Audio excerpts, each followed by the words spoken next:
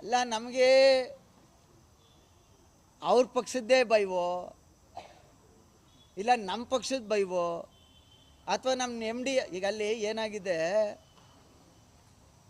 ಮುಖ್ಯಮಂತ್ರಿ ಆಗಬೇಕು ಅಂತ ಪಾಪ ನಮ್ಮ ಇನ್ನೊಬ್ಬರು ಆ ಪಕ್ಷದ ನಾಯಕರು ಕಾಯ್ತಾ ಇದ್ದಾರೆ.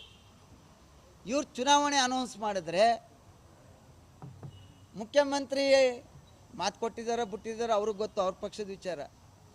ಇನ್ನು ಅವರಲ್ಲೇ ಏನು, ನಾವು ವಿರೋಧ ಪಕ್ಷ ಇರಲಿ, ಅವರಲ್ಲೇ ಯಾರ್ಯಾರು ವಿರೋಧ ಆಯ್ತಾರೆ ಅನ್ನೋದು ಗೊತ್ತಿಲ್ಲ. ಇನ್ನು ನಮ್ಮದು ಬೇರೆ ಒತ್ತಾಯ, JDS ಮತ್ತು BJP NDA ಇರೋದ್ರಿಂದ ಇವರು ಸಪ್ರೇಟ್ ಚುನಾವಣೆ ಮಾಡಿದಾಗಲೇ ನಾವು ಜಿಲ್ಲಾ ಪಂಚಾಯತಿ ಮೈಸೂರು ನಗರದಲ್ಲಿ ಹಿಡಿಯೋಕ್ಕಾಗಿಲ್ಲ, ಜಿಲ್ಲೆಯಲ್ಲಿ ನಗರ ಪಾಲಿಕೆಯಲ್ಲೂ ಹಿಡಿಯೋಕ್ಕಾಗಿಲ್ಲ. ಅದು ಅವ್ರಿಗೆ ಮುಖಭಂಗ ಆಗ್ಬೋದು ಅನ್ನೋ ಕಾರಣಕ್ಕೆ ಮೋಸ್ಟ್ಲಿ ಎಲ್ಲ ಚುನಾವಣೆ ಮಾಡ್ತಾ ಇಲ್ಲ ಅನ್ನೋಂಥ ಒತ್ತಾಯ ನಮ್ಮದು.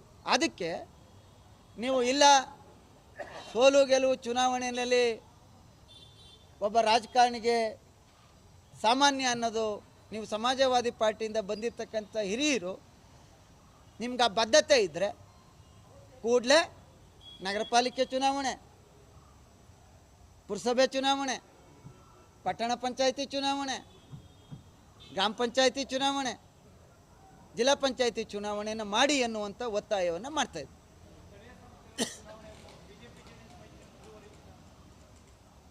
ಮೊನ್ನೆ ನಮ್ಮ ನಾಯಕರು ಕುಮಾರಣ್ಣರವರು ಕೂಡ ಹೇಳಿದ್ದಾರೆ,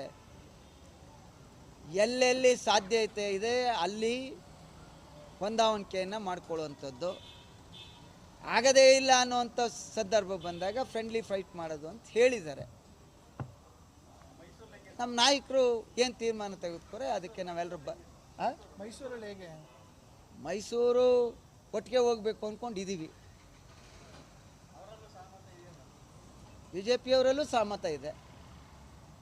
ನಮ್ಮ ನಾಯಕರು ನಮ್ಮ ಪಕ್ಷದಲ್ಲಿ ಯಾರಿದ್ದಾರೆ, ನಿಷ್ಠಾವಂತ ಕಾರ್ಯಕರ್ತರು ಯಾರಿದ್ದಾರೆ ಅವರೆಲ್ಲರೂ ಬರ್ತಾರೆ.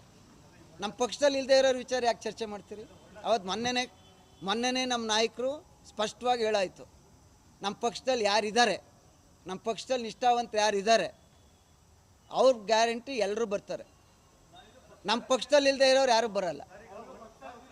ನಾವಿಲ್ಲ ಅಂತ ಹೇಳಿದ್ದೀವಲ್ಲ, ನಮಗೆ ನಾಯಕರು ಕುಮಾರಣ್ಣರವರು, ತೀರ್ಮಾನ ಅವ್ರದ್ದು. ನಮ್ಮ ನಾಯಕರು ಏನು ಹೇಳ್ತಾರೆ ಅದನ್ನು ಫಾಲೋ ಮಾಡ್ತೀವಿ.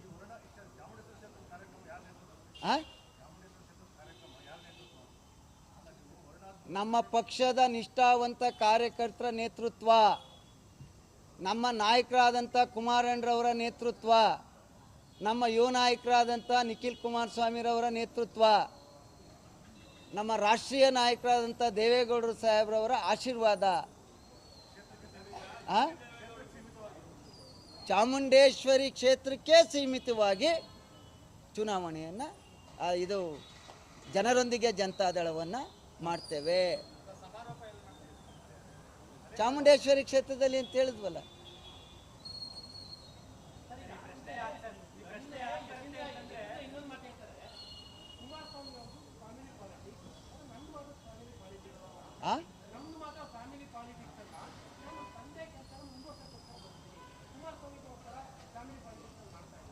ಯಾರು ಹೇಳಿದ್ದು? ಸಿದ್ದರಾಮಯ್ಯನವರು. ನೋಡಿ,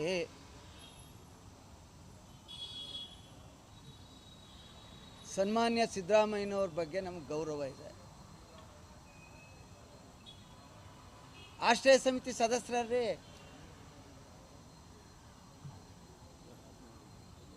ಹೇಳ್ರಪ್ಪ, ಆಶ್ರಯ ಸಮಿತಿ ಸದಸ್ಯರು ಆಯಿತು. MLC ಯಾರ್ರೀ? ಆಯಿತು. ಈಗ ಬೆಂಗಳೂರಲ್ಲೊಂದು ಗ್ರೇಟರ್ ಏನೋ ಆಯ್ತಲ್ಲ, ಯಾವುದಾಯ್ತು ರೀ ಬೆಂಗಳೂರಲ್ಲಿ? ಇಲ್ಲಿಂದ ವೋಟರ್ ಲಿಸ್ಟ್ನ ಚೇಂಜ್ ಮಾಡಿಸಿ ಬೆಂಗಳೂರಲ್ಲಿ ಮೆಂಬರ್ ಮಾಡೋರಲ್ರಿ. ಯಾರನ್ನ ಮಾಡೋರೆ?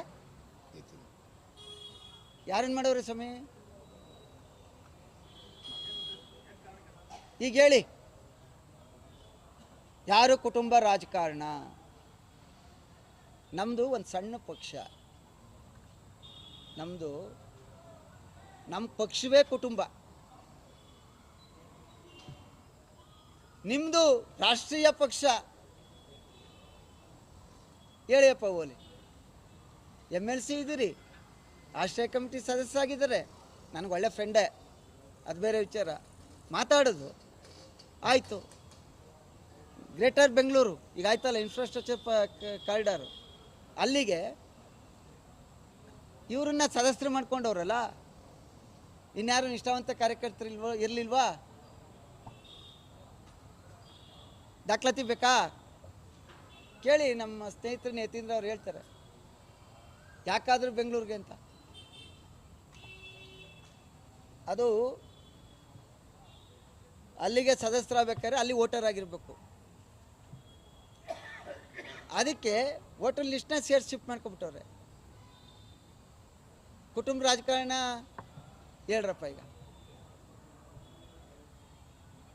ಆಮೇಲೆ ನಮಗೇನಾಗಿದೆ, ನೀವು ಕೇಳ್ತೀರಿ ಪ್ರಶ್ನೆಯ, ಕುಮಾರಣ್ಣರವರು ತನು ಮನ ಧನ ಆರೋಗ್ಯ ಎಲ್ಲವನ್ನ ಬಿಟ್ಟು ಎಲ್ಲೆಲ್ಲೋ ಇದ್ದವ್ರನ್ನ ಕರ್ಕೊಬರ್ತಾರೆ, ಬೆಳೆಸ್ತಾರೆ, ಜವಾಬ್ದಾರಿ ಕೊಡ್ತಾರೆ, ಮಂತ್ರಿ ಮಾಡ್ತಾರೆ, MLA ಮಾಡ್ತಾರೆ. ಅದರಲ್ಲಿ 50% ಕೈ ಕೊಟ್ಬಿಟ್ಟು ಬೈಕೊಂಡು ಹೋದ್ರೆ ಏನು ಮಾಡಿದ್ರಿ? ಅಲ್ಲ ಹೇಳ್ರಪ್ಪ ಓಲಿ. ಏನೋ ನಂಬ್ತೀವಿ, ನಂಬಿಕೆನೇ ದೇವರು, ನಂಬ್ಕೋತೀವಿ.